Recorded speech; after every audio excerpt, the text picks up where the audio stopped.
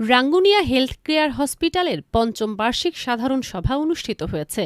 শুক্রবার ২৭ মার্চ সকালে হসপিটালের নতুন ভবনে এই সাধারণ সভা অনুষ্ঠিত হয়। সভায় সভাপতিত্ব করেন রাঙ্গুনিয়া ওয়েলফেয়ার ফাউন্ডেশন ও হসপিটালের চেয়ারম্যান ড এটিএম রেজাউল করিম। তিনি তার বক্তব্যে হাসপাতালের সার্বিক উন্নয়ন ও মানসম্মত স্বাস্থ্যসেবা নিশ্চিত করতে সংশ্লিষ্ট সকলের আন্তরিক সহযোগিতা কামনা করেন। অনুষ্ঠানে হসপিটালের বার্ষিক প্রতিবেদন উপস্থাপন করেন ওয়েলফেয়ার ফাউন্ডেশনের ভাইস চেয়ারম্যান ও ম্যানেজিং ডিরেক্টর ড মোহাম্মদ রেজাউল করিম।